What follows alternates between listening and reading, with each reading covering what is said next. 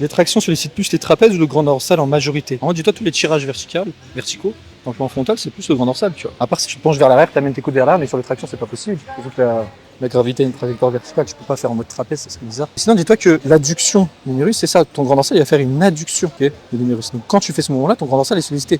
Tes trapèzes, ok, ce qui va te permettre de, en fait, de resserrer tes omoplates. Quand tu resserres tes omoplates, forcément, tes trapèzes vont être engagés.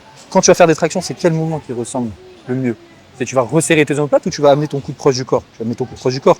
Tes omoplates, forcément, il va y avoir un mouvement au niveau de tes omoplates, mais ça va pas être aussi important qu'un rowing, par exemple, avec les coudes éloignés, où tu vas chercher bien loin vers l'arrière, tu resserres ça un maximum tes omoplates, tu vois. Dans ce cas-là, tes trapèzes sont plus engagés. Mais là, sur les tractions, mon bof, tu vas faire juste une adduction humérus, c'est pour ça que tu vas avoir un gros grand dorsal. C'est pour ça, pareil, le tirage vertical classique à la poulie, c'est plus grand dorsal, tu vas faire ça. Si par exemple, tu te penches vers l'arrière et tu tires tes coudes vers l'arrière, là, ça sera plus trapèze, ok? Parce que là, à la place d'amener tes coudes au niveau des hanches, où du coup, tu n'as pas vraiment de mouvement d'omoplate, de malade, bah là, tu tires tes coudes vers là. Donc là, forcément, ça sera plus les trapèzes. Donc ça va dépendre de comment tu fais le tirage vertical. Mais sinon, pour les tractions, ça sera grand dorsal, mon gars.